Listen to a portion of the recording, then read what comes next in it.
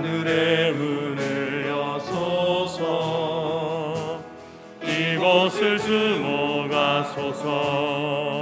시로의 노래가 꺼지지 않으니 하늘을 열고 보소서. 이곳에 임재하소서. 주님을 기다립니다. 기도의 향기가 하늘에 닿으니 주여 임재하여 주소서. 이곳에 오셔서 이곳에 앉으소서.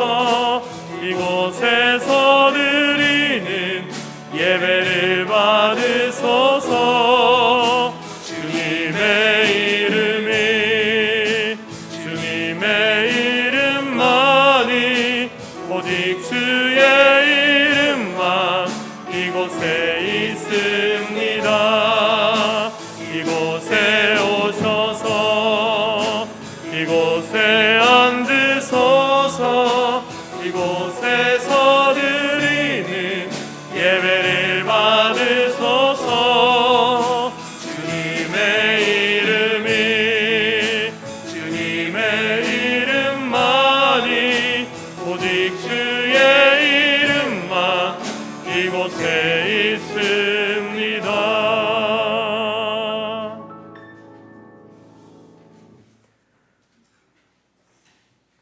내가 산을 향하여 눈을 들리라. 나의 도움이 어디서 올까? 나의 도움이 천지를 지으신 여호와에게서로다. 여호와께서 너를 실족하지 아니하게 하시며 너를 지키시는 이가 졸지 아니하시리로다. 이스라엘을 지키시는 이는 졸지도 아니하시고 주무시지도 아니하시리로다. 여호와는 너를 지키시는 이시라. 여호와께서 내 오른쪽에서 내 그늘이 되시나니 낮에 해가 너를 상하게 하지 아니하며 밤의 달도 너를 해치지 아니하리로다. 여호와께서 너를 지켜 모든 환난을 면하게 하시며 또 내 영혼을 지키시리로다. 여호와께서 너의 출입을 지금부터 영원까지 지키시리로다. 아멘.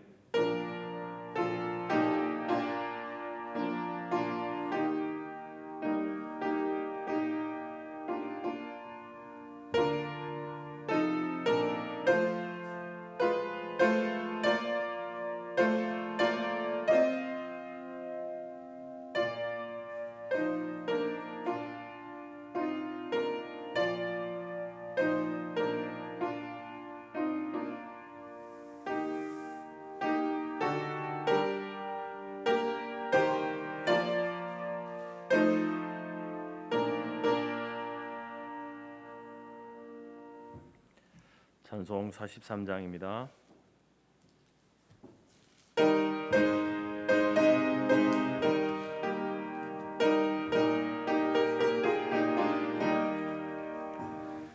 즐겁게 안식할 날 반갑고 좋은 날 내 마음을 평쾌하니 즐겁고 기쁜 날 이 날에 천하 만민 다 보좌 앞에서 참되신 삼위일체 다 찬송 부르네.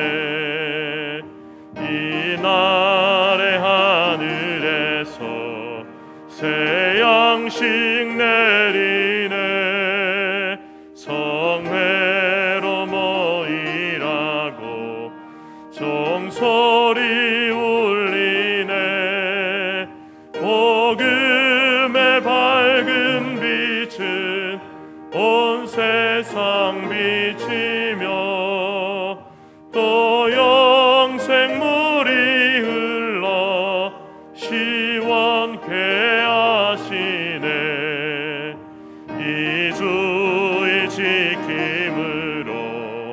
새 은혜 입어서 영원히 쉬는 곳에 다 올라갑시다.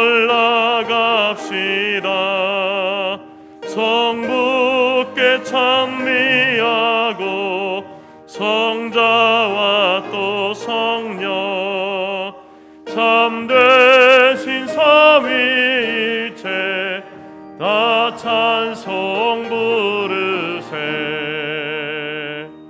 아멘. 교동문 101번입니다. 찬송가 뒤편에 101번 나라사랑 세 번째 교동문입니다.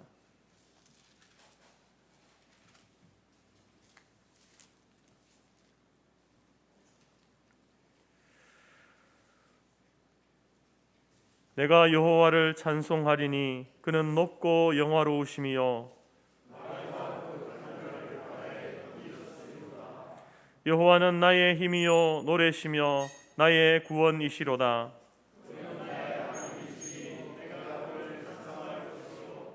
여호와여 주의 오른손이 권능으로 영광을 나타내시니이다. 여호와께서 시온의 포로를 돌려보내실 때에 우리는 꿈꾸는 것 같았도다.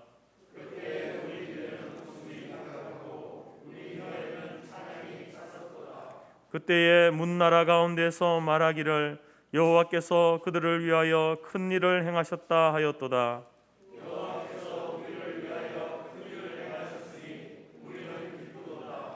흑암에 행하던 백성이 큰 빛을 보고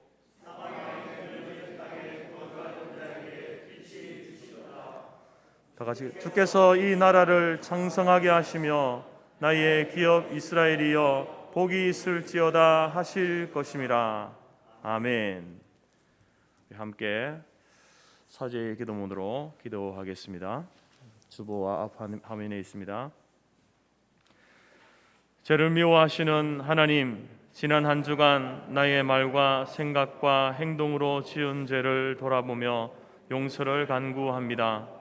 지난 한 주간 가시돋운 말, 불평의 말, 타인을 비하하는 말, 미움과 증오, 시기와 질투, 나의 손과 발이 범죄하여 하나님의 이름에 누를 끼친 모든 죄를 용서하여 주옵소서. 죄인을 사랑하시는 하나님, 우리에게 소망이 없고 오직 주께만 소망이 있는 줄 믿기에 죄인인 우리가 주님 앞에 왔습니다. 십자가의 보혈로 나의 모든 죄를 덮어주시고 사죄의 은총으로 새롭게 하여 이 시간 우리 자신과 우리 모두가 드리는 예배를 받아 주옵소서. 아멘. 반주에 맞춰서 한 주간의 삶을 돌아보시면서 회개의 기도로 나아갑시다.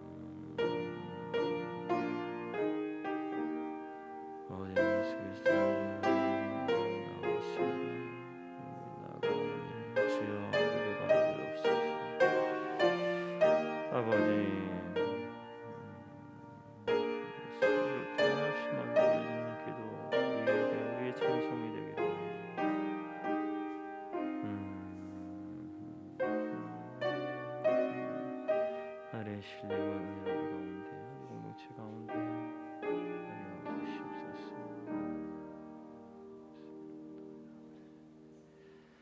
만일 우리가 우리 죄를 자백하면 그는 미쁘시고 의로우사 우리 죄를 사하시며 우리를 모든 불의에서 깨끗하게 하실 것이요 동이 서에서 먼 것 같이 우리 죄과를 우리에게서 멀리 옮기셨으며 너희 죄가 주홍 같을지라도 눈과 같이 희어질 것이요 진홍같이 붉을지라도 양털같이 희게 되리라. 아멘. 사도신경으로 신앙 고백합니다. 나는 전능하신 아버지 하나님 천지의 창조주를 믿습니다. 나는 그의 유일하신 아들 우리 주 예수 그리스도를 믿습니다. 그는 성령으로 잉태되어 동정녀 마리아에게서 나시고 본디오 빌라도에게 고난을 받아 십자가에 못 박혀 죽으시고 장사된 지 사흘 만에 죽은 자 가운데서 다시 살아나셨으며 하늘에 오르시어 전능하신 아버지 하나님 우편에 앉아 계시다가 거기로부터 살아있는 자와 죽은 자를 심판하러 오십니다. 나는 성령을 믿으며 거룩한 공교회와 성도의 교제와 죄를 용서받는 것과 몸의 부활과 영생을 믿습니다. 아멘. 자리에 앉으시겠습니다. 93장입니다.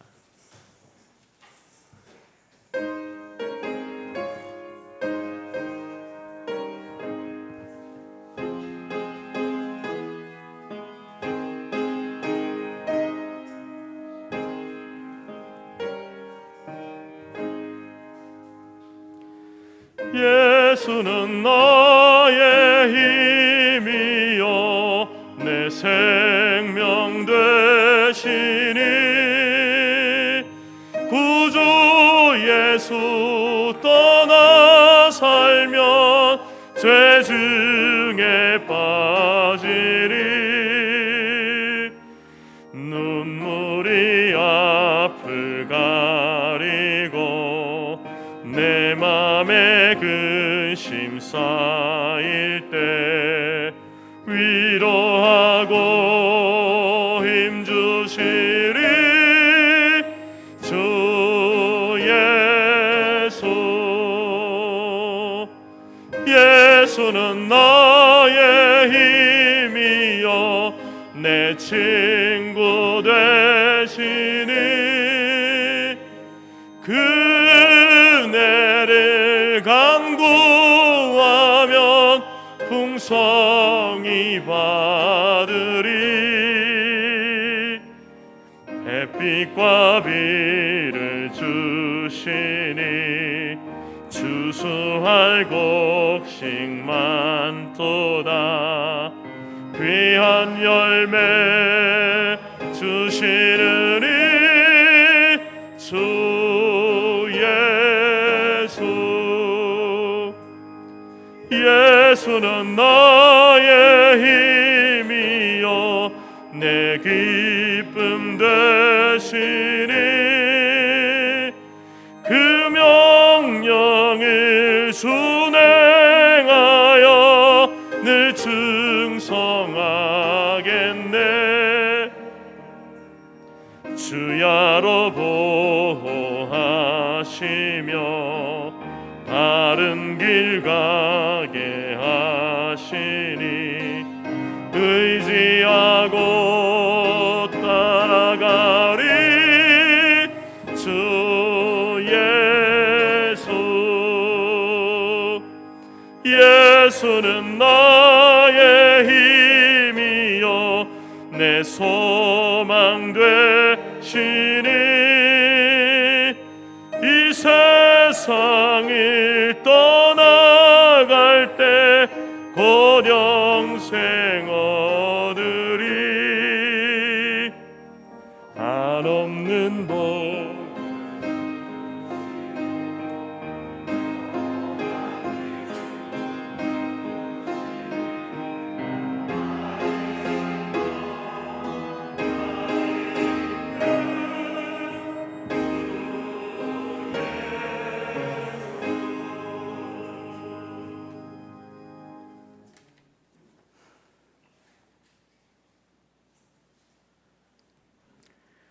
살아계신 하나님, 역사하시는 하나님, 모든 만물보다 먼저 나셨으며 모든 만물을 통치하시고 다스리시는 하나님, 우리에게 말씀을 심어주시고 하나님과 교제하게 하시며 우리를 기억해 주사 우리의 삶 가운데 동행하셔서 지키시고 보호하시는 은혜에 감사와 찬송과 영광을 돌려드립니다.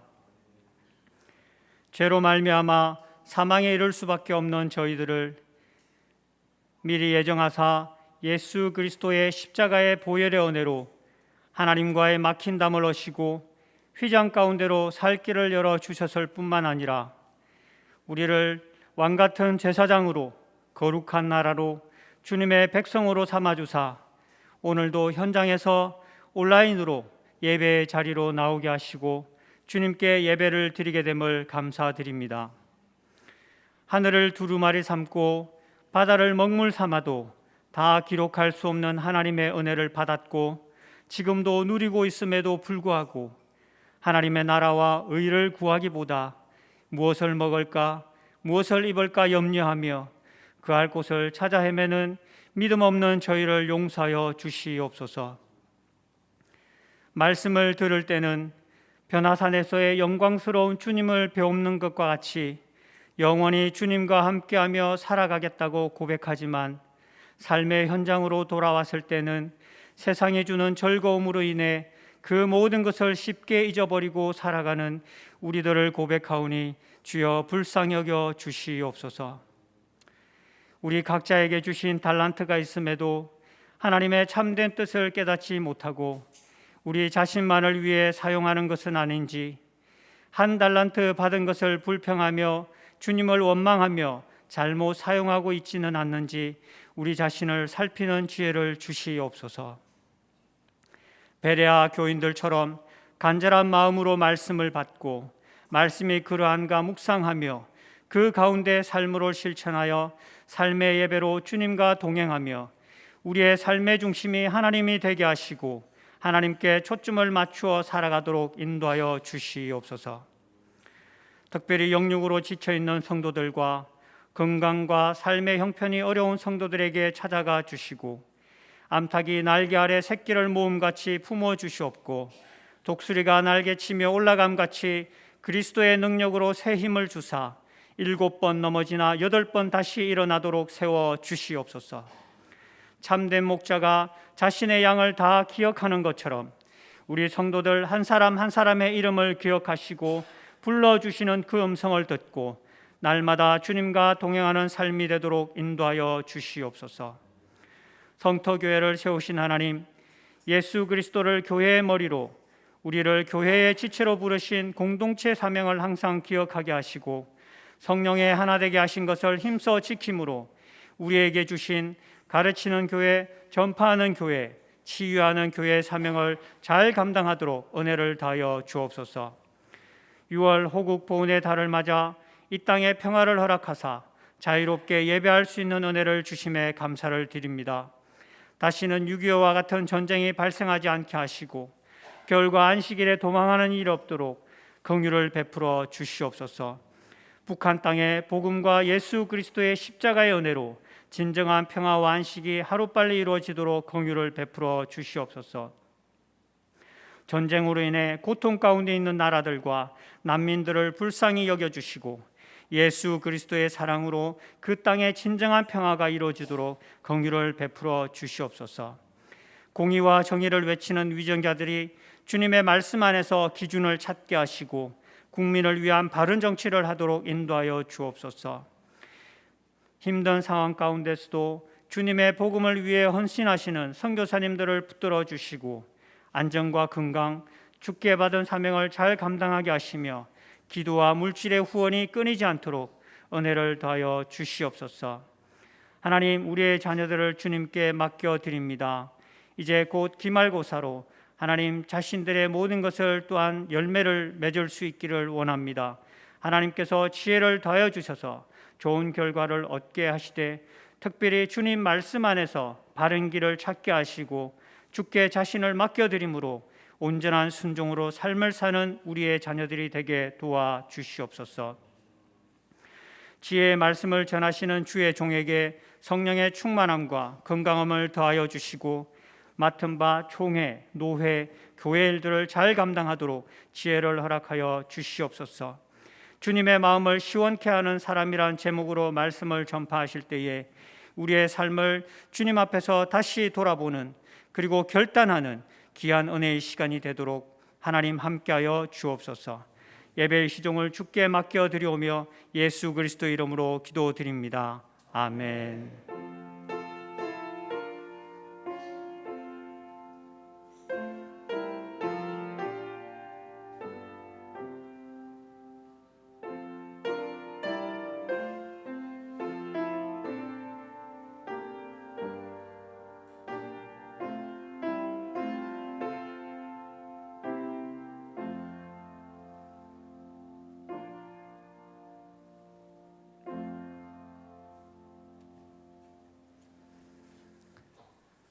교회 소식 전해드리겠습니다.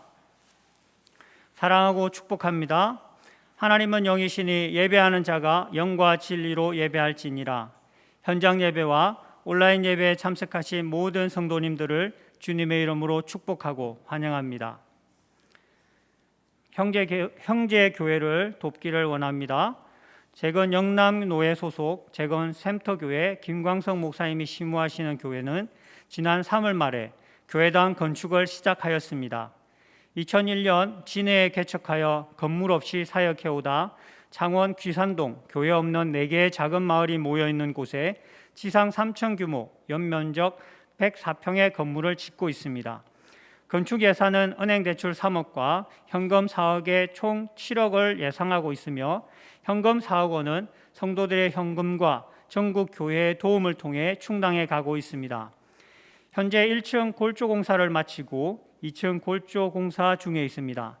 힘든 시기이지만 지역의 복음 전도와 하나님 나라 확장을 위해 큰 결심을 하고 일을 시작한 한 지체된 교회와 성도들을 도와주시길 바랍니다.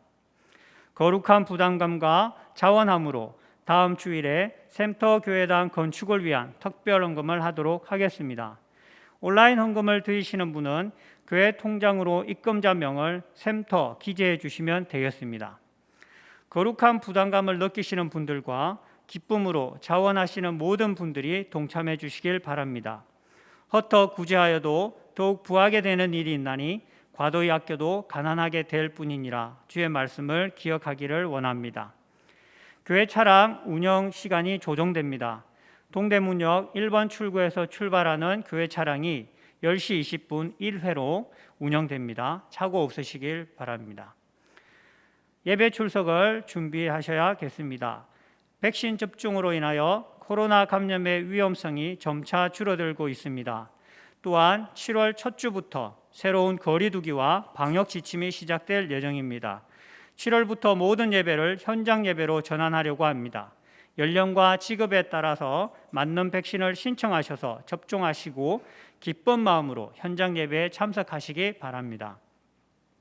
7, 8월 매일 성경이 나왔습니다. 하나님의 말씀은 인생길의 등불입니다. 말씀을 통해 나의 존재와 사명과 의미를 발견하고 그 길을 걸어가는 매일의 삶을 살아가기를 원합니다. 권당 4,500원이며 윤영진 집사님에게 문의해 주시기 바랍니다. 총회 소식입니다. 총회 목사 계속 교육이 6월 22일 재건 총회 신학원과 노예별 지정교회에서 기본에 충실한 재건교회라는 주제로 진행됩니다. 온라인 오프라인으로 병행되며 서울로에는 저희 교회에서 모여서 진행합니다. 총회 청년 리더십 수련회는 6월 25일 금요일 저녁 7시 30분에 부산 대신동 교회 하성존 목사님 심무하는 곳에서 방송 송출로 누군가의 열심이라는 주제로 진행이 됩니다. 서울로의 청년부 헌신 예배입니다. 7월 4일 주일 오후 6시 재건 영등포구에 한명신 목사님이 심무하는 곳에서 청년의 임원 및 자원하는 청년을 대상으로 예배가 진행될 예정입니다. 교우 소식입니다. 담임 목사님께서는 25일 총회 청년부 리더십 수련회 참석 예정입니다. 이상입니다.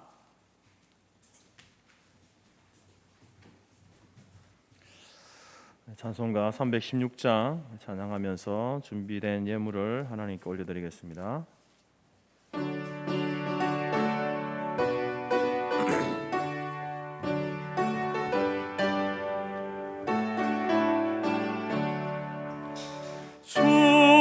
주여 나의 생명 나의 정성 드립니다. 이 작은 나의 생명 나의 정성 다해 주님만을 위하여서 살기 원하오니 주여 잡아주소서 나를 잡으소서 주님만을 위하여 살게 하소서. 불같은 성령으로 충만케 하옵소서. 환난이 와도 핍박이 와도 주님만 위해 살게 하소서. 주여 나의 가진 모든 보아드립니다. 아무리 나 혼자서 몸부림쳐봐도 우리들의 힘으로는 어찌할 수 없어 주만 의지합니다. 주 의지합니다. 성령으로 거듭나 없소서. 불같은 성령으로 충만케 하옵소서. 괴로움이 와도 슬픔이 와도 주님만 위해 살게 하소서.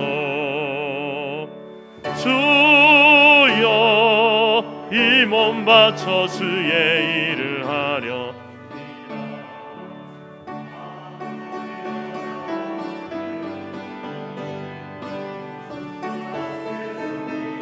살게 하옵소서. 주님 사랑 크시니 주를 따라가며 주님으로 만족해 하여 주소서. 불같은 성령으로 충만케 하옵소서. 고통이 와도 죽음이 와도 주님만 위해 살게 하소서. 아멘.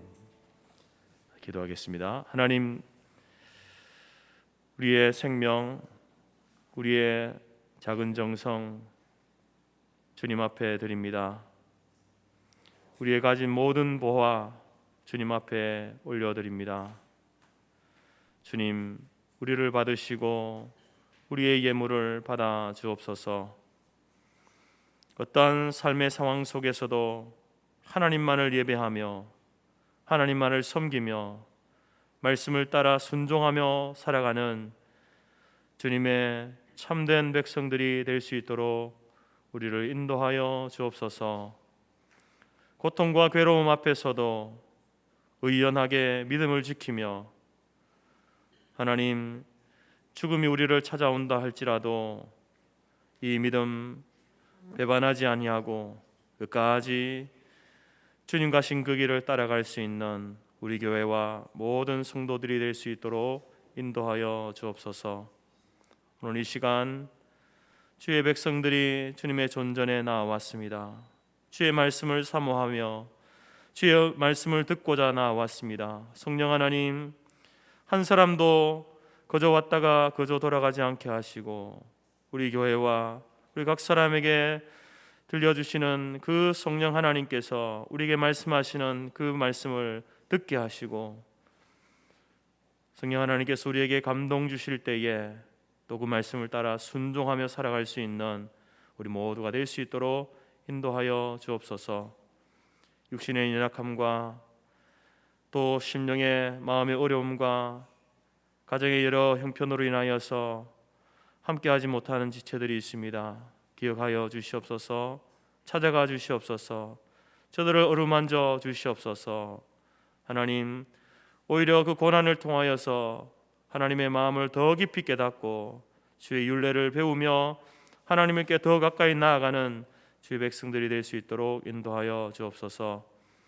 또 온라인으로 예배하며 가족들과 함께 또 마음을 열고 귀를 열어서 주님 앞에 예배로 나아가는 그 장소 그 시간에도 함께하여 주시고 아버지 하나님, 우리 모두가 함께 주의 말씀을 통하여서 하늘의 신령한 음성을 듣는 귀한 시간 될 수 있도록 인도하여 주옵소서. 감사드리며 예수님의 이름으로 기도하옵나이다. 아멘.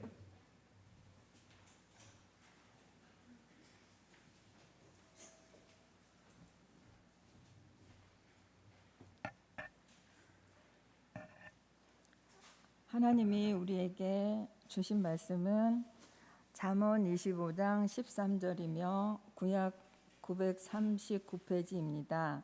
앞 화면에도 있습니다. 충성된 사자는 그를 보낸 이에게 마치 추수하는 날의 얼음 냉수 같아서 능히 그 주인의 마음을 시원하게 하느니라. 아멘.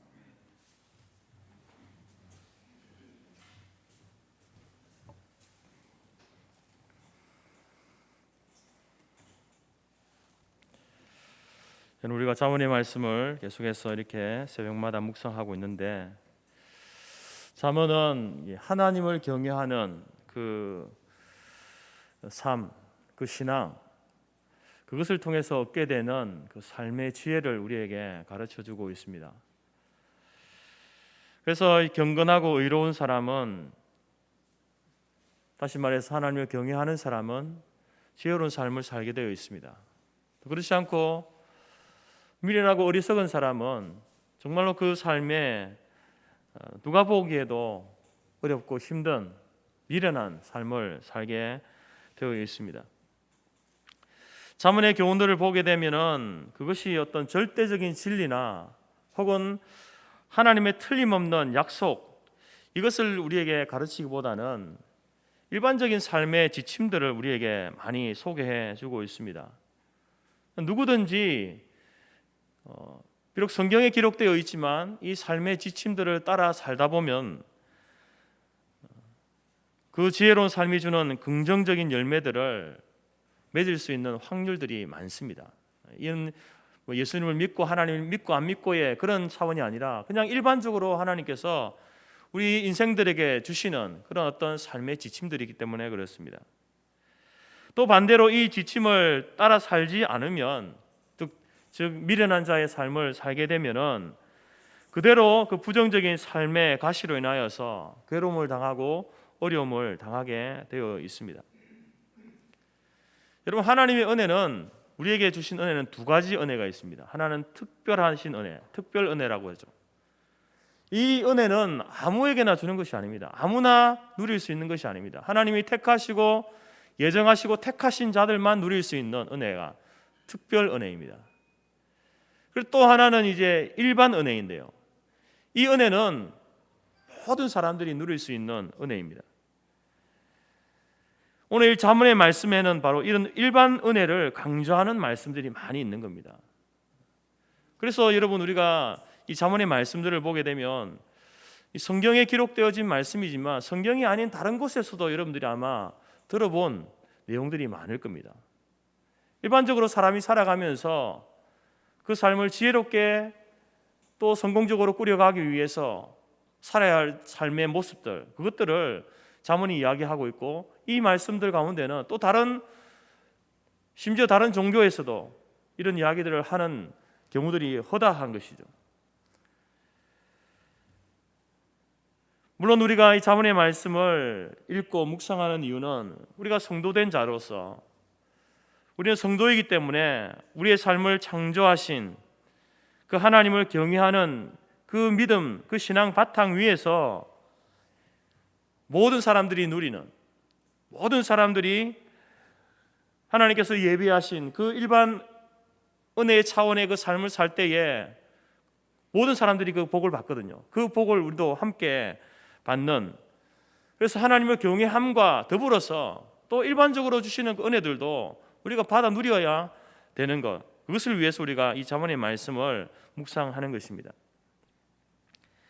여러분, 햇빛과 공기는 모든 사람들에게 주신 하나님의 일반 은혜에 속하는 것입니다.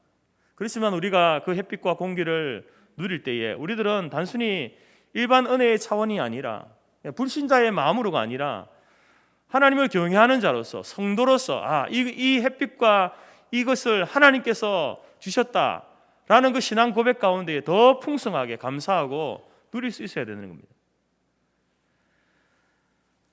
정직한 사람에게 약속하신 복이 있는데, 그것도 우리가 세상을 정직하게 살다 보면은 그 정직하게 사는 것에 대한 열매를 분명히 얻게 됩니다. 그렇지만 우리는 성도로서 하나님께서 잠언의 말씀에서 명령하신 이 정직이라고 하는 그 삶을 살 때에 하나님께서 명령하셨기 때문에, 그리고 그 정직한 삶을 살 때에 하나님께서 약속하신 그 복을 주신다라는 믿음과 확신을 가지고 살아가는 그 삶의 모습들이 필요한 것입니다. 또한 의를 행하며 살아가는 사람이 의를 행하면서 공의롭게 의롭게 살아갈 때에 그 사람은 사람들에게 명예를 얻게 됩니다. 사람을 얻게 됩니다. 그런 사람 주위로는 사람이 몰리게 되죠. 칭찬을 받게 되어 있습니다. 그렇지만 우리가 살아갈 때 성도로서 우리는 하나님의 그 공의를 행하는 그 삶을 살 때에 이것이 바로 택하신 백성들에게 그 누구보다도 더 원하시는 하나님께서 원하시는 성도의 삶이다라는 사실을 기억하고 그렇게 살아가야 되는 겁니다. 그래서 우리가 일반 은혜의 차원에서 우리가 누리고 또 살아가는 삶이지만 그러나 우리는 성도로서 그 성도로서 살아갈 때에 하나님께서 특별히 그들에게 더한 명령과 말씀과 약속을 주셨다라는 사실을 기억하고 살아가는 것이 필요하다라는 것입니다. 오늘 주인의 마음을 시원케 하는 사람이 누리는 그 복도 여러분 사실 성도에게만 주어진 복이 아닙니다. 이 말씀을 잘 읽어보면은 주인의 마음을 시원케 하는 그 주인이 하나님이 아니더라도 세상의 주인이라도 그의 마음을 시원케 하는 그 사람, 충성된 사람, 그 사람이 받아 누리는 복은요 모든 사람들이 받아 누릴 수 있는 겁니다. 누구나 이러한 삶을 살게 되면 충분히 얻고 누릴 수 있는 복이 되는 것입니다. 우리가 오늘 이 말씀을 주제로 성도의 삶에 대해서 이야기하는 이유는 단지 다른 사람들보다 그럼 우리가 더 풍성하게 더 많이 얻고 누리기 위해서 이 말씀을 나누는 것이 아닙니다. 물론 여러분 우리가 충성된 사자로서 주인의 마음을 시원케 하게 되면 여러분 분명히 우리가 누리게 될 복들이 있습니다. 그렇지만 단순히 그 복을 누리기 위해서가 아니라 언젠가 우리 모두가 구원받은 자로서 하나님 앞에 서게 될 텐데 그때 여러분 우리가 하나님 앞에서 구원받은 것 외에 아무것도 하지 않은 사람으로 부끄러움을 당하지 않기 위해서 우리가 이 말씀을 상고하는 것입니다. 여러분 우리가 구원받은 것 외에 하나님 앞에서 아무것도 드러나는 것이 없다고 한다면 하나님 앞에서 얼마나 부끄러운 모습이 될 수 있겠습니까? 여러분 우리는 살면서 이런 사람들을 봅니다. 농장에서 일하는 일꾼에게 주인이 각 개인에게 그 하루에 할 일의 할당량을 이렇게 줍니다. 그러면은 어떤 일꾼은 자기에게 주어진 그 할당량, 그 할 일을 이렇게 빨리 하는 사람이 있죠. 다른 사람들보다 숙련되거나 능력이 좋으면은 똑같은 일을 하더라도 빨리 해내는 사람이 있습니다. 그런데 그 사람이 그렇게 빨리 일을 했지만 자기가 할 양만 딱 하고 남는 시간은 어슬렁거리고 농담이나 하다가 시간을 보내는 겁니다. 또 어떤 일꾼은 자신의 할당량을 다 했습니다. 그렇지만 계속해서 열심히 합니다. 두 가지 이유에서 그렇게 하는데 혹시 할당량을 하지 못한 동료들이 있을까 봐 그렇게 하는 겁니다. 그리고 또 하나는 주인에게 칭찬받기 위해서 그렇게 하는 겁니다. 여러분 이 두 일꾼이 있다고 한다면 여러분이 주인이라고 한다면 어떤 사람을 더 좋아하겠습니까? 당연히 여러분 후자가 아니겠습니까? 자기의 일을 다 하고 나서도 동료를 위해서 주인의 마음에 들기 위해서 주인을 기쁘게 하기 위해서 더 일을 하는 그 사람을 당연히 좋아하고 기뻐할 것입니다. 잠언이 우리에게 가르치고 있는 이 지혜의 삶을 살아가야 하는 이유도 바로 여기에 있는 겁니다. 우리가 구원받은 성도로서 내가 구원받은 그것에만 만족하고 사는 것이 아니라 나의 삶을 통해서 다른 사람에게 유익을 끼치기 위해서 지혜의 삶을 살아야 되는 겁니다. 또한 우리의 인생이라는 농장으로 우리를 불러주셨는데 그 불러주신 주인 되신 하나님 앞에 칭찬받기 위해서 여러분 우리는 지혜로운 삶을 살아야 되는 겁니다. 사랑하는 성도 여러분, 여기 있는 우리 모두는 이미 구원받은 성도인 줄 믿습니다. 그러나 구원받았다고 해서 인생을 설렁설렁 농담이나 하다가 그냥 하나님이 일반 은혜로 주신 것들을 다 허비하고 죄 짓는 데만 사용하고 이기적이고 그렇게 미련한 인생으로 살아가는 분들이 한 분도 없기를 바랍니다. 구원이라고 하는 놀라운 특권을 얻었기 때문에 더욱더 하나님을 경외하는 자가 살아야 할 그 지혜의 삶이 무엇인지 말씀을 상고하고 살피고 그리고 그 삶을 살아가는 우리 모두가 될 수 있기를 간절히 바랍니다. 그래서 오늘 우리가 우리의 주인 되신 하나님의 마음을 시원케 하는 사람, 그래서 그러한 사람으로 하나님 앞에 인정받는 우리 모두가 될 수 있기를 간절히 바랍니다. 추수의 날 얼음 냉수같이 하나님의 마음을 시원케 하는 사람, 어떤 사람이 하나님의 마음을 시원케 하는 사람일까요? 첫 번째는 여러분 부지런한 사람입니다. 성실한 사람이고요.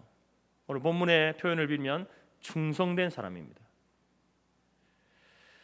자문의 말씀을 보게 되면 이 게으름과 부지런함을 대조하면서 어떤 삶이 지혜로운 삶인지 이렇게 가르치는 본문들이 참 많습니다. 이 부지런한 삶에 대해서 이제 자문이 이야기할 때의 대표적인 그 본문이 잠언 6장 6절인데요.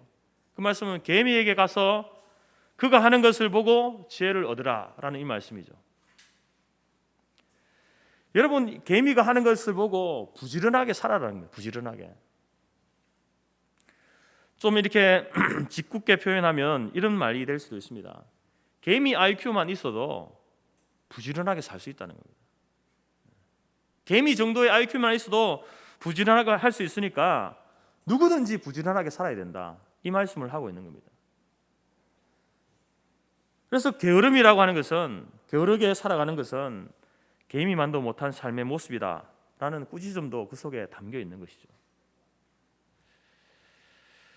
또 잠언 10장 26절에서는요, 게으른 사람은 다른 사람에게 이빨에 식초 같고 눈에 연기 같은 사람이다, 이렇게 이야기합니다. 여러분, 식초 생각해 보십시오. 생각만 해도 여러분 아마 입안에 침이 고일 겁니다. 여러분, 눈에 연기가 들어오면 어떻습니까? 괴롭고 힘들잖아요. 눈을 뜨고 있을 수가 없습니다. 그처럼 이 게으른 사람이라고 하는 사람은 주인에게 이런 존재라는 거예요. 별로 도움이 되지 않는 겁니다. 여러분, 성도는 하나님 앞에서 날마다 게으르지 말고 부지런해야 됩니다. 직장인은 자기에게 주어진 직장에 가서 그 시간을 허비하지 말고 자기에게 주어진 그 시간에 해야 될 그 일들을 잘 성실하고 근면하게 감당해야 됩니다. 주부는 또 집안에서 가족들을 위하여서 식사를 준비하고 위생을 위하여서 청소하고 빨래하고 자녀를 출산하고 양육하고 하는 이러한 일들에 성실하고 근면해야 됩니다. 자녀들은 공부할 때에 열심히 공부해야 되죠. 건강을 위해서 운동도 하면서 그렇게 살아가야 되는 겁니다. 성도로서는 성경을 읽고 기도하고 주일 성수하고 전도하고 봉사하고 이러한 일들에 부지런해야 되는 겁니다. 그래서 여러분, 로마서 말씀에서도 부지런하여 게으르지 말고 열심을 품고 주를 섬기라. 주를 섬기는 데 있어서도 여러분 부지런하고 게으르지 말고 열심을 품으라고 세 번이나 강조해서 이 성도의 삶이 어떠해야 됨에 대해서 이렇게 바울은 이야기하고 있는 겁니다. 잠언 15장 19절에서는 게으른 자의 길은 가시 울타리 같다. 게으른 자의 길은 가시 울타리 같다. 그러나 정직한 자의 길은 대로다라고 이렇게 말합니다. 18장 9절에서는 자기 일을 게을리 하는 자는 패가하는 자의 형제니라. 계속 게으르게 살게 되면은 그 사람에게 올 일은 망하는 일밖에 없다는 겁니다. 망할 일밖에 없다라는 것을 말씀하고 있는 것입니다. 여러분이 자문의 말씀 계속 읽다 보면 점점 더 이 게으름에 대해서 더 가관인 모습을 우리에게 이야기하는데요. 19장 24절에 보게 되면 게으른 사람은 자기 손을 그릇에 넣고도 그 손을 입으로 올리는 것을 괴로워한답니다. 그릇에 손을 넣어서 이제 이 먹을 것을 집어서 먹어야 되는데 손을 넣고도 그것을 만지면서도 입으로 가져가지 못하는 거예요. 귀찮아서 그렇게 못하는, 귀찮아서. 근데 이런 사람은 입에 넣어줘도 씹기가 귀찮아서 안 씹습니다. 심지어 어떤 이야기를 합니까? 그냥 안 먹어도 배부르면 좋겠다 이렇게 하는 거예요. 여러분도 그런 적이 있잖아요. 정말로 힘들어서 그렇게 하시는 분도 있고요. 귀찮아서 그렇게 이야기하시는 분도 있어요. 안 먹고 배부른 거 있으면 없나? 안 먹고 어떻게 배부릅니까? 안 먹고. 그리고 여러분 이 게으른 사람들은 핑계를 얼마나 대는지 모릅니다. 22장 13절에 보게 되면 게으른 자는 밖에 사자가 있다고 밖에 나가면 거리에서 찢기겠다 이런 말을 한답니다. 여러분 게으른 사람들은 왜 그렇게 삽니까? 왜 그렇게 사냐고 이렇게 물으면은 여러분 다 이유가 있습니다. 그 사람들도 다 핑계가 있어요. 다 이유가 있더라고요.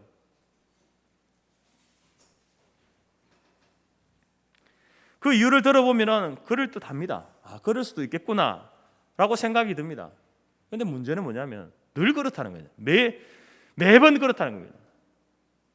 매일매일의 삶이 그렇다는 겁니다. 다 이유가 있고 핑계가 있더라는 겁니다. 왜 이유를 대고 핑계를 댑니까? 자기가 책임 안 지려고요. 자기 책임이 아니라는 겁니다. 내가 이 게으르게 사는 것은 내 책임이 아니다. 밖에 사자가 있으니까 내가 못 나가는 것 아니냐. 그 사자에게 책임을 돌리겠다는 거죠.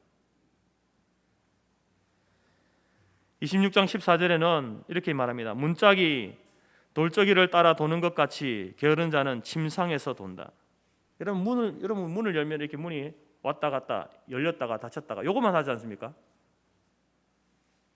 그처럼 여러분 게으른 사람은 어떻게 한다는 겁니까? 침상에서만 도는 거죠. 여러분 이 게으른 사람이 몇 가지 자기의 꼭 필요한 일만 열심히 합니다. 그러면서 착각하는 거예요. 아, 나 참 부지런하구나. 일어나서 씻고 밥 먹는 거예요. 그리고 다시 피곤하니까 침대에서 누워 자다가 일어나서 다시 점심 먹고 게임하고 친구 만나러 갔다가 자기의 필요한 일을 다 하고 그리고 돌아와서 또 밥 먹고 자고 그렇게 하면서 자기는 생각하기를 난 참 부지런해 이렇게 생각하는 거예요. 근데 그 자기의 삶을 들여다보면은 자기 자신을 위해서 사는 것밖에 없어요. 자기 자신을 위해서.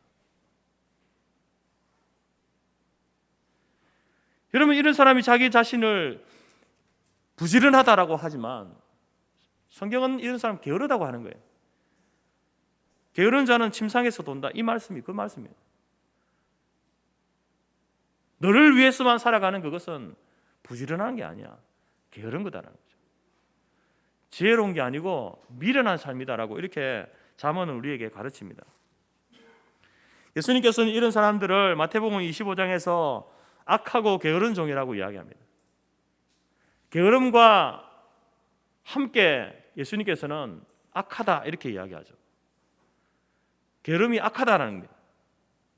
여러분 게으름 자체가 악한 것이 아니라 여러분 이 게으름이라고 하는 것도 여러분 사람에 따라 다 다르지 않습니까? 부지런함도 여러분 부지런한 사람도 이렇게 사람마다 다 정도가 차이가 있고 게으름도 차이가 있습니다. 그래서 우리가 뭐 부지런한 것 이것은 다 좋은 것이고 게으름은 다 나쁜 것이 이렇게 말할 수는 없습니다.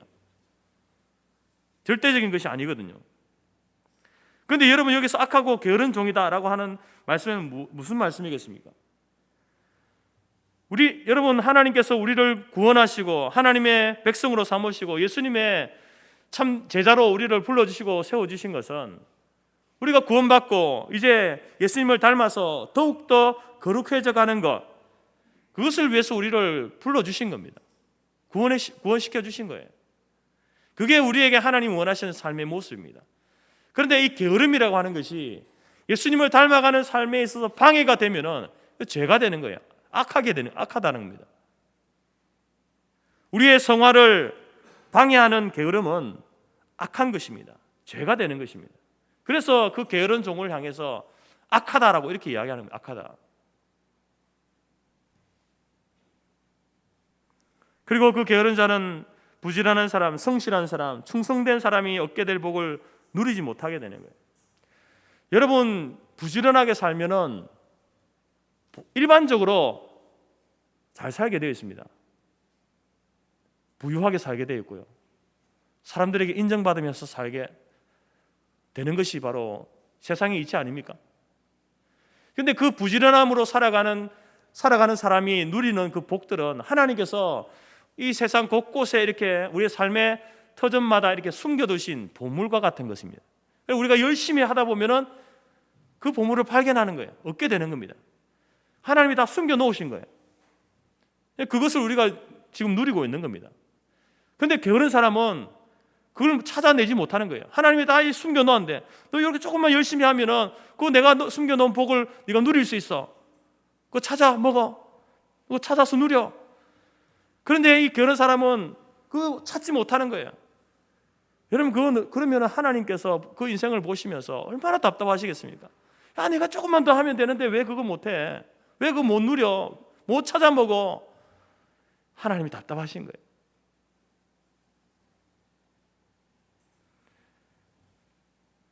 여러분이 게으른 사람의 특징을 보게 되면 또 한탕주의를 바라는 게 있습니다. 노력하지 않고 요행을 바라는 거예요. 노력하지 않고.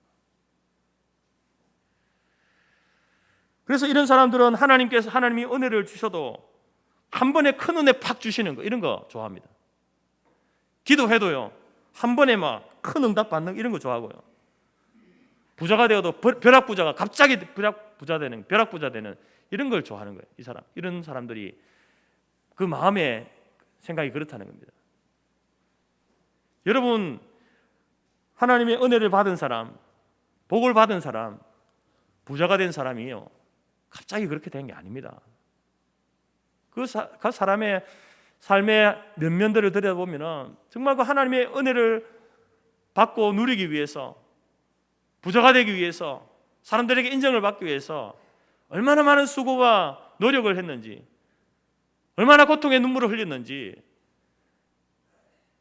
여러분, 모든 사람들이 다 그렇습니다. 갑자기 얻어진 것이 없는 겁니다. 그만큼 열심히 하고 부지런하고 성실하게 충성되게 했기 때문에 그런 은혜와 복을 누리고 살고 있는 것입니다. 그렇지만 게으른 사람은 결과만 보는 거야. 저 사람이 갑자기 부자가 됐네, 갑자기 복을 받았네, 갑자기 은혜를 받았네. 갑자기가 아닌 겁니다. 우리는 미켈란젤로 천재 조각가로 알고 있지 않습니까? 사람들이 그 미켈란젤로를 그 천재 조각가로 찬사를 할 때에 미켈란젤로가 이런 이야기를 했습니다. 사람들이요, 내가 노력한 것을 알고 이렇게 이룬 결과를 보면은 나를 천재 조각가라고 칭찬하지 못할 겁니다. 여러분, 미켈란젤로가 우리가 알고 있는 많은 조각 작품들이 있고 그림들이 있는데 그 사람이 그 결과물만 보고 우리가 이 사람 정말 천재구나 이렇게 말하지만 그 하나의 작품을 만들기 위해서 무수한 노력을 했다는 겁니다. 무수한 시행착오가 노력을 끝에 만들어낸 것이 그 작품이지 그냥 순간 뚝딱해서 만들어낸 것이 아니라는 겁니다. 여러분, 천재적인 재능은 하루아침에 만들어지는 것이 아닙니다. 오랜 시간의 부지런함과 성실함의 결과이지 결코 하루아침에 되어진 것이 아닙니다. 아무리 재주가 뛰어나더라도 노력하지 않는 자는 좋은 성과를 얻을 수가 없습니다. 아무리 머리가 좋아도 게으른 사람은 성공하기 힘듭니다. 그러나 그냥 평범해도 정말로 열심히 부지런하게 살아가는 사람은요, 성공할 수 있는 겁니다. 이것이 여러분, 하나님께서 우리 가운데, 우리의 삶 가운데 부지런함으로 하나님께서 숨겨놓으신 일반 은혜인 것이죠. 부지런하게 살면 인정받고 부유하게 살 수 있고 한 것입니다. 요즘 대기업에서도 사람들을 이제 뽑을 때에 머리 좋고 유능한 직원을 뽑기보다는 성실한 직원을 뽑습니다. 왜냐하면 성실한 사람은요, 결국 바르고 좋은 결과물을 만들어내기 때문에 그렇습니다. 그러나 머리 좋고 유능한데 성실하지 않으면요, 이 사람은 꼭 잘못을 하게 됩니다. 자기를 위해서 일하게 되고요, 부정한 방법으로 쉽게 뭔가를 만들어내고 얻으려고 하는, 이런 데 머리를 쓰기 때문에 오히려 그 회사에 좋지 않은 영향을 끼칠 수밖에 없다는 것이죠. 여러분, 우리가 하나님이 쓰시는 사람들도 보면 하나같이 여러분 성실한 사람들입니다. 하나님께서 사람들을 세우시고 그들을 구원의 역사에, 하나님의 역사에 이렇게 사용해 가실 때에 게으른 사람이 없었습니다. 모두가 부지런하고 성실한 사람, 특별히 충성된 사람들을 하나님이 세우셔서 그 일들을 감당하게 하셨다라는 겁니다.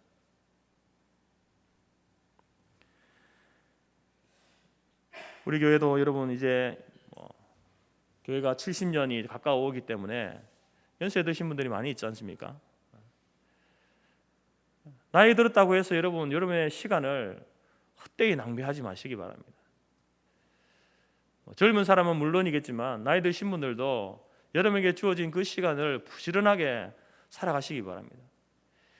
하루에 여러분 15분씩 3년을 노력하면 해낼 수 있는 일들이 참 많은데요, 하루에 15분씩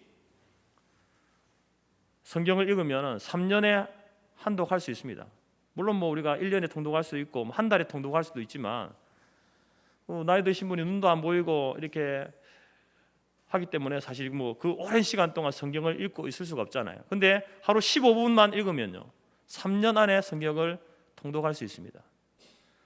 하루에 15분만 여러분 노력하면은 여러분들이 다른 외국어를 이렇게 유창하게는 하지 못해도 대화할 수 있는 수준이 됩니다. 하루에 15분만 여러분 테니스나 골프나 탁구나 이런 운동을 여러분 꾸준하게 하면요, 3년이 되면은 어느 정도 수준의 운동을 할 수 있습니다. 하루에 15분씩 3년을 노력하면은 악기 하나를 다룰 수 있습니다.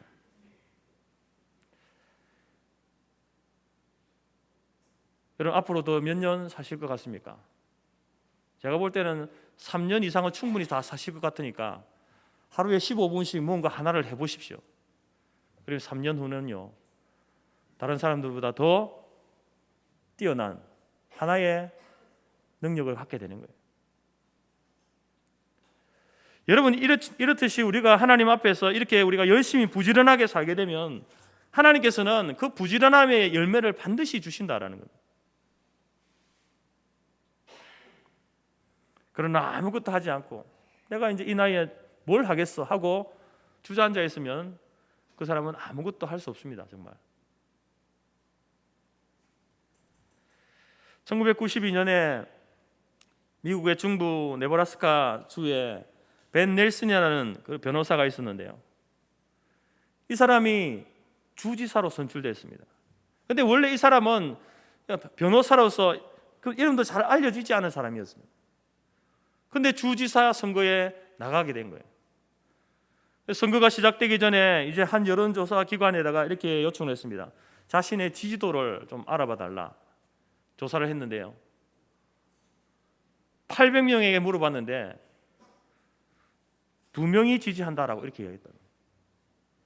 2%도 아니고 2명이, 800명 중에 2명이 지지한다.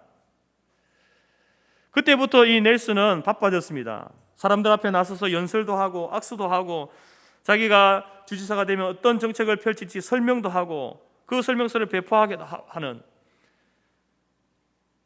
그런 일들로 바빴습니다. 그렇지만 시작하는 단계에서 그 800명 중에 2명이면 전체 주의 인구가 얼마인지는 모르겠지만 그 사람들 가운데 얼마나 되겠습니까? 안 되는 게임 아닙니까? 당선된다는 그런 보장은 없었지만 그래도 열심히 했습니다. 자기의 이름을 사람들에게 한 사람이라도 더 알리기 위해서 거리로 나서서 이렇게 자기 이름을 알렸습니다. 그런데 어느 날 그 지방 신문에 그를 비판하는 그러한 글이 실린 거예요. 그런데 그 기사를 쓴 사람은 넬슨이 한 번도 만나보지 못한 사람이에요. 그냥 이 사람도 뭐 소문 듣고 찌라시 보고 그렇게 기사를 쓴 겁니다. 그래서 이래서는 안 되겠다 싶어서 이 넬슨이 그 기자를 찾아가서 자기 자신을 잘 알지 못해서 이런 잘못된 기사를 썼구나. 내가 찾아가서 내가 누군지 어떤 사람인지에 대해서 내가 이해를 시켜야 되겠다 하고 그 사람을 찾아간 겁니다. 뿐만 아니라 그 후로부터 사람들에게 이제 자신의 참 모습을 이해시키기 위해서 이제 유권자들에게 전화하기 시작했습니다. 한 명 한 명에게 전화하고 선거 있기 전날까지 넬슨은 수백 통의 전화를 걸었습니다. 그래도 여러분 뭐 그렇게 한다고 해서 뭐 판도가 바뀌겠습니까? 측근의 사람들도 확신하지 못했습니다. 근데 여러분 결과가 어떻게 됐냐? 전혀 가망성이 없었던 이 넬슨이라는 사람이 42표 차로 주지사로 뽑혔습니다. 여러분 이 넬슨의 성실함이 바로 이 성공의 비결인 것입니다. 800명 중에 2명 안 되겠구나 포기한 것이 아니라 자신을 알리기 위해서 부지런하게 성실하게 다니면서 전화를 하면서 정책을 알리고 자기 자신을 알리는 그 성실함으로 성공했다는 것이죠. 이처럼 성실함은 아무도 못 말립니다. 사람이 왜 게으름과 무기력함에서 빠져나오지 못하는가? 부지런함과 성실함이 주는 그 열매가 무엇인지를 모르기 때문에 그래요.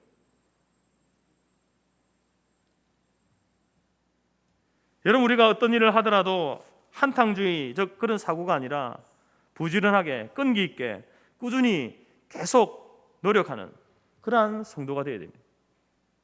힘이 있을 때에 건강이 있을 때에 움직일 수 있음에 감사하면서 신앙생활도 주의를 충성되이 섬기고 타인에게 유익을 끼치고 하나님 앞에 칭찬받는 그 삶의 목표를 가지고 열심히 살게 되면 여러분 우리는 우리 안에 있는 이 게으름의 무기력함을 능히 이기고 우리 인생에 좋은 열매를 맺고 누리게 될 줄 믿습니다. 그렇게 되는 것이 바로 주인 되신 하나님의 마음을 시원케 하는 그 사람의 삶임을 꼭 기억하고 여러분 우리에게 남은 시간 여러분에게 주어진 그 시간을 다시 내가 나를 위해서만 아니라 우리의 이웃을 위해서 또 하나님의 앞에 칭찬받기 위해서 내가 무엇을 해야 될 것인가 성실하게 부지런하게 충성되이 잘 감당하는 성도들이 될 수 있기를 간절히 바랍니다. 두 번째로 추수의 날 얼음 냉수같이 하나님의 마음을 시원케 하는 사람은 마음을 같이 하는 사람입니다. 마음을 같이 하는 사람. 다른 말로 하면 지체의식을 가진 사람입니다. 여러분 20절 말씀을 보게 되면 마음이 상한 자에게 노래하는 것은 추운 날에 옷을 벗음 같고 소다 위에 초를 부음 같다 이렇게 말합니다.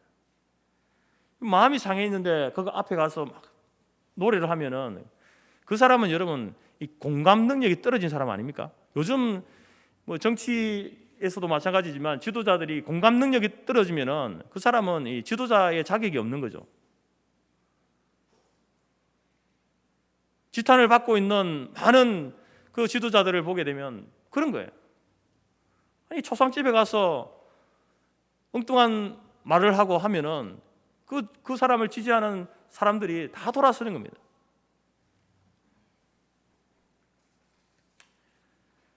여러분 소다 위에 초를 붓는다라는 것은 맞지 않는 두 이 물질을 섞는 거죠. 우리말로 표현하면 초를 치는 거예요. 초를 치는 거예요. 다른 번역본에 보게 되면 상처 위에 식초를 붓는다 이렇게 번역하고 있습니다. 여러분 상처 위에다가 식초 부으면 어떻게 되겠습니까? 낫겠습니까? 더 따갑겠습니까? 마음이 상한 자 앞에서 노래하는 것은 위로가 되지 않습니다. 오히려 그 마음을 더 상하게 만들 수 있다라는 것이죠. 마음이 상한 자에게는 어떻게 해야 되겠습니까? 노래하는 것이 아니라 그 사람 위로해야 되죠.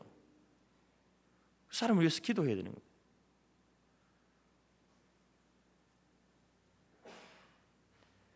야고보 사도도 고난을 당한 자가 있으면 기도하라고 이렇게 우리에게 말씀하고 있습니다. 마음을 같이 해야 됩니다. 이 성도는 공감 능력이 뛰어나야 됩니다.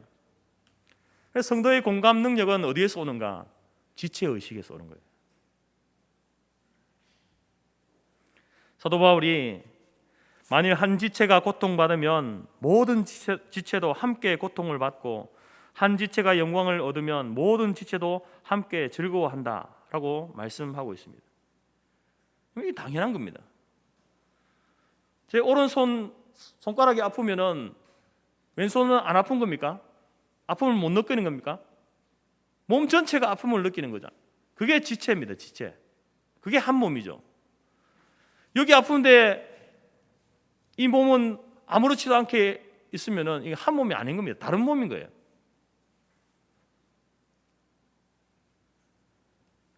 그래서 이 한 몸의 한몸됨을 지체의식을 이야기하면서 즐거워하는 자들과 함께 즐거워하고 우는 자들과 함께 울라라고 이렇게 말하고 있는 겁니다. 지체가 울고 있는데 그 아랑곳하지 않고 혼자서 희희낙낙거리는 건 지체가 아닙니다. 지체의식이 없는 거예요.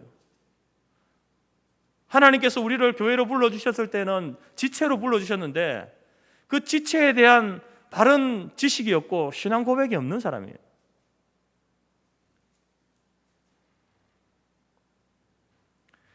여러분, 성도는 그리스도의 몸입니다.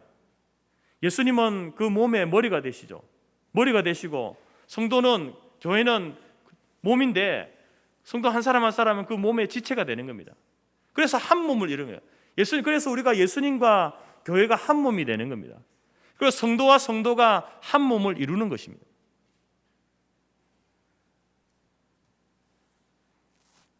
그렇다고 한다면 하나님의 큰 사랑으로 구원받고 한 몸 된 성도들은 어떻게 해야 됩니까?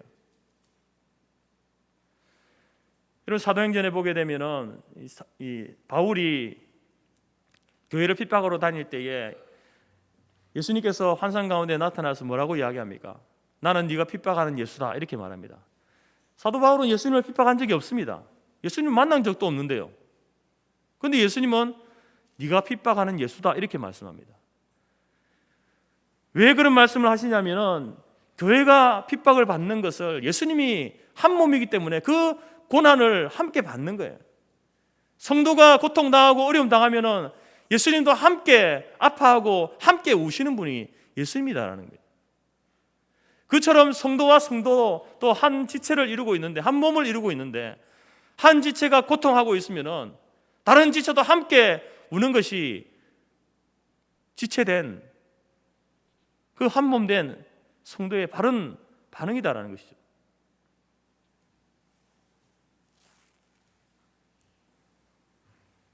여러분, 이것은 단순한 윤리가 아닙니다. 예의가 아닙니다.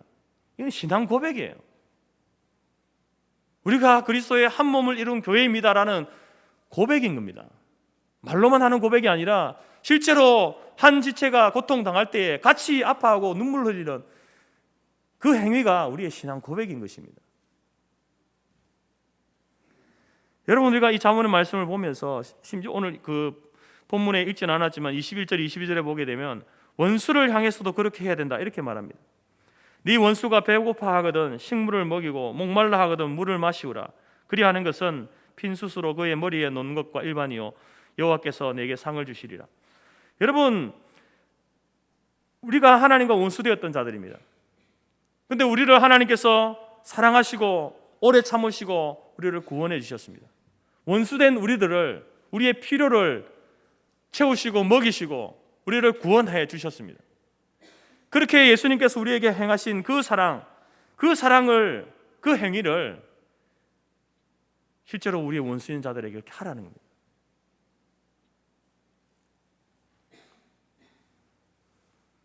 예수님께서도 마태복음 5장에서 내가 너희에게 이르노니 너희 원수를 사랑하며 너희를 저주하는 자를 축복하며 너희를 미워하는 자에게 선을 베풀며 너희를 모욕하고 너희를 핍박하는 자를 위해서 기도하라. 여러분, 원수를 사랑하고 축복하는 것이 쉬운 일입니까? 뭐 성경에 이렇게 기록되어 있지만 여러분 결코 쉬운 일이 아닙니다. 원수 아니라도 내가 조금만 미운 감정이 있어도 여러분 그 사람을 위해서 기도하고 축복하는 것이 그 쉬운 일이 아닙니다. 어렵습니다. 나를 미워하는 자에게 선을 베풀고 나를 핍박하는 자를 위해서 기도하는 것은 힘든 일입니다. 그렇지만 여러분 예수님께서 이렇게 하라고 우리에게 명령하고 있잖아요. 우리는 이 말씀 앞에서 하나님 왜 굳이 그렇게 해야 됩니까? 왜 이렇게 해야 됩니까? 무슨 유익이 있습니까? 저에게 무슨 유익이 있습니까? 이것은 시간 낭비이고 에너지 낭비이고 감정 낭비입니다 라고 우리는 말할 수 있습니다. 하지만 여러분 그렇지 않습니다. 그 이유를 이렇게 설명하죠. 핀 숯을 머리 위에 놓는 것이다. 하나님께서 상을 주신다. 여러분 핀 숯을 머리에 놓는다는 말이 무슨 말이겠습니까? 숯, 활활 타오르는 그 숯은 쇠를 달굴 수도 있습니다.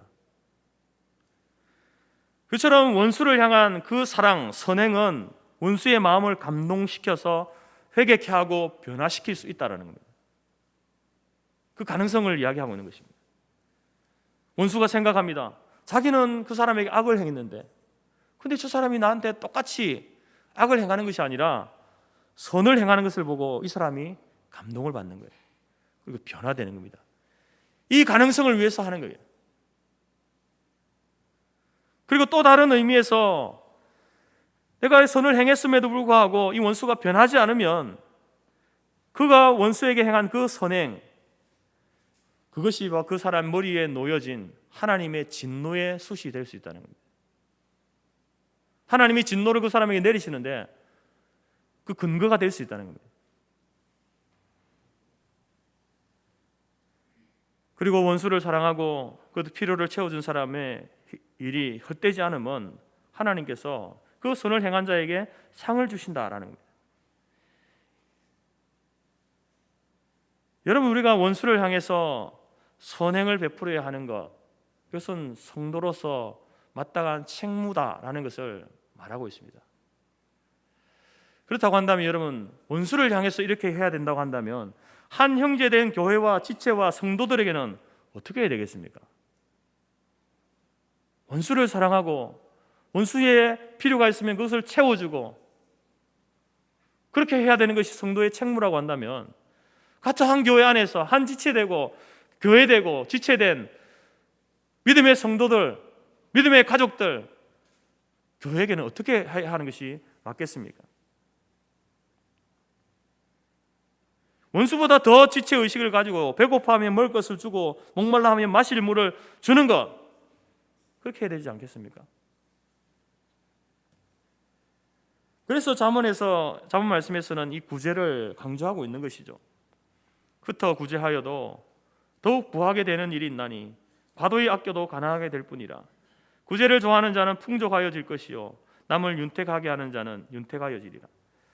여러분 이 말씀을 보게 되면 상식과 배치되는 내용입니다. 자기에게 있는 재물을 사람들에게 흩어주면은 그게 남아 있습니까? 마이너스가 되잖아요. 쓰지 않고 아껴두면은 그것이 남게 되는 거죠. 이게 상식입니다. 그런데 뭐라고 말씀합니까? 흩어 구제하여도 부하게 된다. 반대로 과도히 아끼면 가난하게 된다. 여러분 하나님께서 하시는 일을 보게 되면 이처럼 우리의 상식을 뛰어넘는 경우들이 허다합니다. 오병이어의 경우가 여기에 해당하는 겁니다. 예수님께서 오병이어로 5,000명, 2만 명을 이상을 먹이시고 그리고 나서도 여러분 남은 부스러기가 12강줄이라고. 오병이어면은 여러분 아이 한 끼 식사밖에 안 되는 양인데 근데 먹고 남은 게 12강줄이라는 게 말이 됩니까? 상식을 벗어나는 거죠. 하나님께서 하시는 일은 이렇다는 겁니다. 그래서 잠언 19장 17절에서 가난한 자를 불쌍히 여기는 것은 여호와께 구워주는 것이다. 하나님께서 그 선행을 갚아주신다라고 말씀합니다.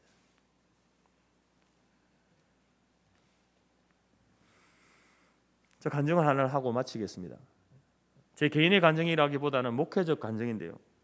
지난 3월에 영남로의 샘터교회 주보에도 광고했지만 김관성 목사로부터 소식이 하나 왔습니다. 교회를 건축하는데 도움을 달라는 겁니다. 그날 저는 그 서신을 받고 사실 조금의 망설임도 없었습니다. 왜냐하면은 이제 코로나 때문에 교회도 지금 재정적으로 어렵고 성도들도 사실상 지금 힘든 시기 아니겠습니까? 그래서 이번에는 힘들겠다. 그렇게 결론을 내리고 개인적으로 그냥 그 교회가 건물을 잘 지을 수 있도록 기도만 하고 있었습니다. 그렇게 시간이 흘러서 5월이 되었는데 새벽마다 묵상하는 말씀이 잠언 말씀인 거예요. 앞서 말씀드린 것처럼 잠언에서 여러분 여러 다양한 주제들이 있지만 이 재물의 사용에 관한 말씀, 구제에 관한 말씀, 선행에 관한 말씀들이 계속해서 나오는 거예요. 새벽마다 마음이 부담이 되는 겁니다. 어떻게 하라는 겁니까? 하나님 도대체 하나님이 원하시는 것이 무엇일까? 다시 기도하기 시작했습니다. 근데 기도할수록 시간이 지나면 지날수록 어려운 시기지만 이 샘터교회의 어려움을 공감하고 함께 짐을 나누어지는 것이 하나님께서 기뻐하신다라는 확신을 갖게 되었습니다. 그래서 저는 이것을 저 혼자만이 아닌 성도들에게도 알려서 함께 짐을 나눠줘야 되겠다라는 생각을 가졌습니다. 그래서 당회와 의논을 했습니다. 사실 장로님들이 목사님 그래도 다 지금 너무 힘들고 교회도 힘들고 한데 이번에는 그렇게 넘어가시죠. 이렇게 하면은 저 혼자만 이렇게 하려고 사실 했거든요. 장로님들도 형제들 교회가 어려운 가운데 있고 또 도움을 요청해 왔는데 짐을 함께 나눠주는 것에 대해서 동의해 주셨습니다. 그래서 오늘 주보에 이제 이 샘터교회 당 건축의 소식과 특별 헌금 요청하는 광고를 싣게 된 겁니다. 여러분 지난 한 달 반 동안 여러분들이 잠언의 말씀을 묵상하면서 그 말씀을 통해서 하나님께서 여러분들에게 어떤 말씀을 주셨는지 한번 생각해 보시기 바랍니다. 그 말씀 가운데 여러분의 마음에 기쁨이 되었거나 혹시 부담이 되었던 말씀들이 있었습니까? 그 말씀 앞에 여러분들은 어떻게 반응했습니까? 그냥 읽고 마쳤습니까? 새벽에 설교 듣고 그냥 끝냈습니까? 하나님께서 내게 그 주신 말씀 가운데에 막 읽을 때 어떤 열정이 생기거나 아니면 막 부담감이 생기는 그런 말씀들을 여러분 그 단순히 그런 감정들이 생기는 것이 아닙니다. 성령 하나님께서 설교자를 통하여서 또 여러분들이 말씀을 읽을 때에 많은 그 말씀들 가운데서 그 한 절, 한 구절, 한 단어 그 말씀을 통해서 우리에게 말씀하시는 거예요.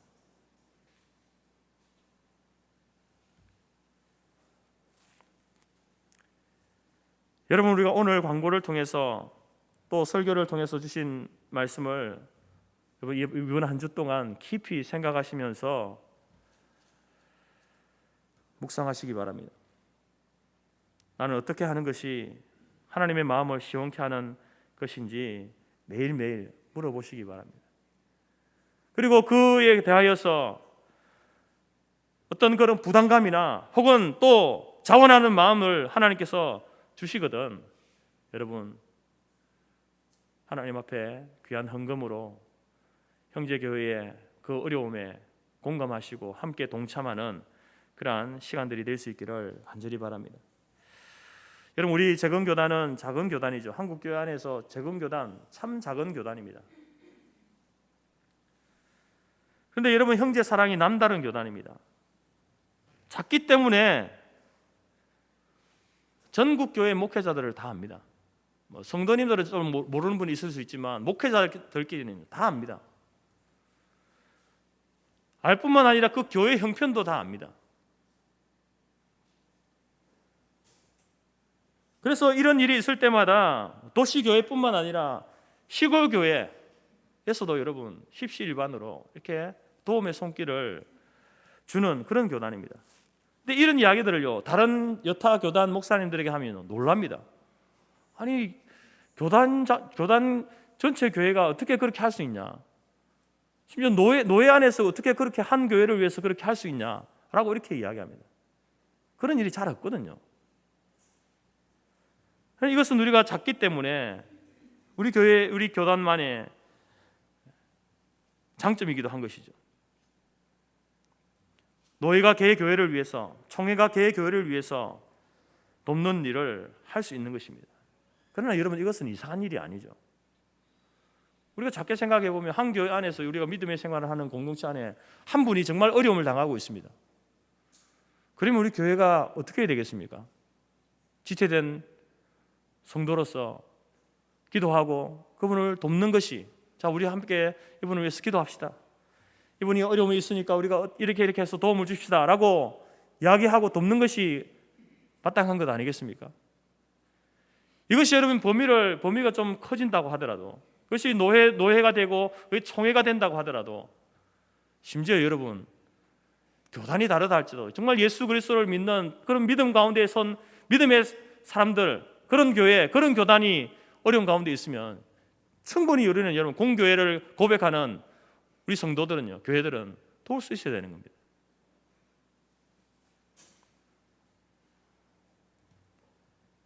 덩치가 작기 때문에 돕고 덩치가 크기 때문에 돕지 않는 것은 올바른 모습이 아닙니다. 덩치가 크든지 작든지 상관없이 우리에게 주어진 형편을 따라서 지체를 돕고 형제교회를 돕고 성도를 돕는 그것이, 여러분, 그게 충성된 모습입니다. 충성된 사자의 모습이다라는 겁니다. 사랑하는 성도 여러분, 하나님의 마음을 시원케 하는 사람은 특별한 사람이 아닙니다. 특별한 능력을 가지고 있는 사람이 아닙니다.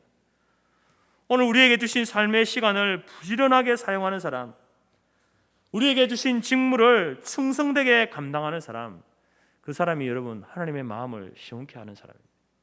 또한 지체의 아픔과 힘듦을 공감하고 함께 돕고 함께 울고 함께 웃는 사람이 바로 주인 되신 하나님의 마음을 시원케 하는 사람인 줄 믿습니다. 오늘 우리 모두 이 한 주간을 살아가면서 또 우리 남은 평생을 살아가면서 주인 되신 하나님의 마음을 시원케 하는 성도의 삶을, 충성된 사자의 삶을 살아가는 우리 모두가 될 수 있기를 주님의 이름으로 축복합니다. 기도하겠습니다. 하나님께서 우리에게 주신 이 삶을 살아갈 때에 추수의 날에 냉수와 같아서 주인의 마음을 시원케 하는 충성된 사자의 삶을 우리가 살기를 원합니다. 우리에게 주신 시간을 엉뚱한 곳에 낭비하고 게으름으로 아무것도 하지 않는, 하나님께서 우리의 삶의 곳곳에 숨겨놓으신 그 놀라운 복들을 누리지 못하는 미련한 삶이 우리의 삶이 되지 않기를 간절히 원합니다. 또한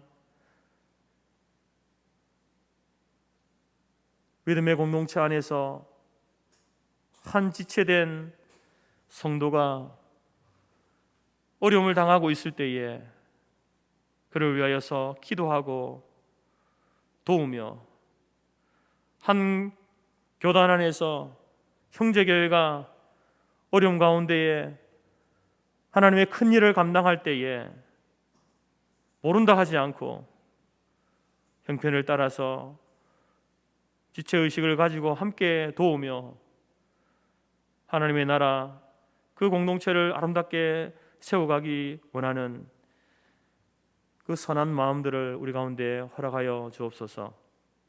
그래서 여름날 냉수 같은 존재가 되어서 주인 되신 하나님의 마음을 날마다 시원케 하는 그러한 삶이 우리 모든 성도들의 삶이 될 수 있도록 하나님 우리를 도우시고 인도하여 주옵소서.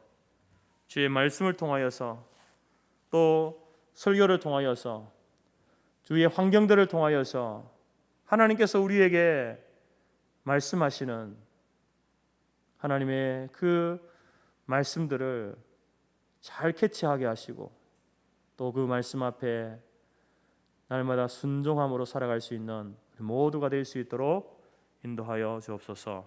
예수님의 이름으로 기도드립니다. 아멘. 찬송가 575장입니다.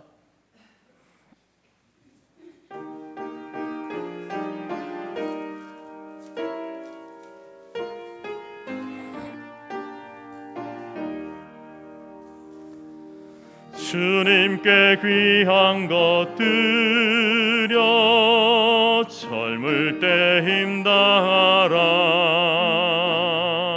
진리의 싸움을 할 때 열심을 다하여라. 모범을 보이신 예수 굽히지 않으셨네. 너희는 충성을 다해 주님을 섬기어라.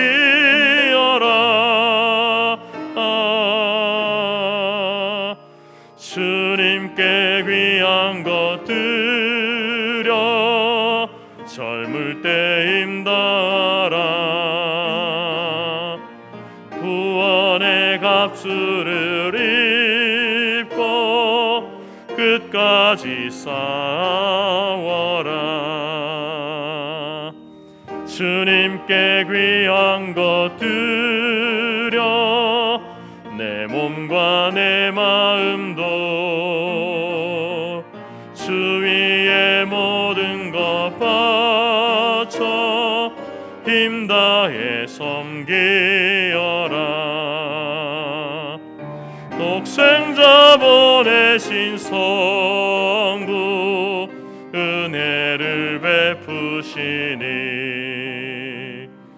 너희는 정성을 다해 주님을 섬기어라.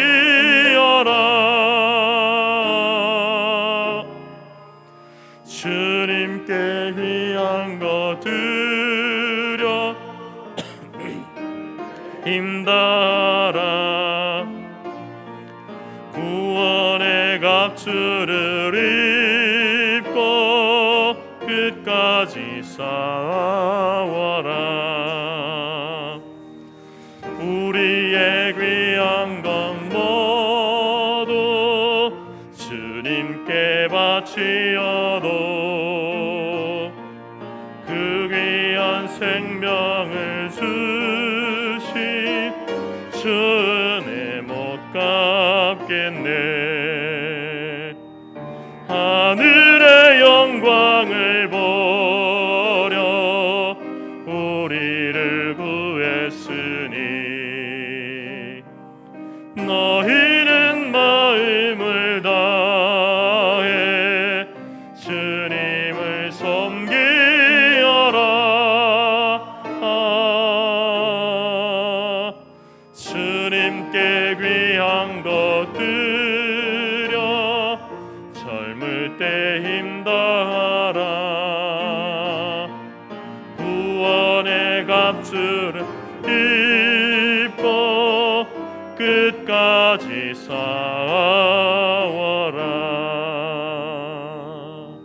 아멘. 축복 기도하겠습니다.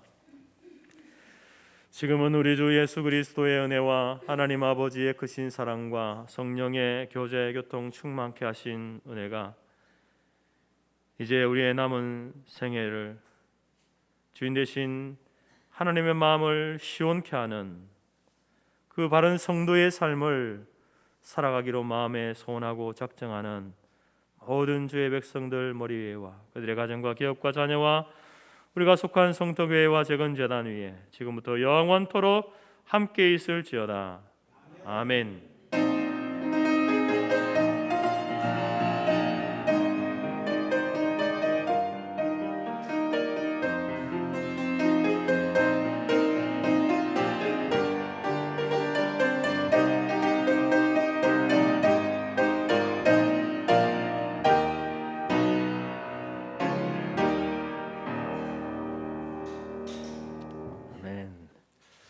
한 주간도 하나님의 마음을 시원케 하는 삶을 살아가시기 바랍니다.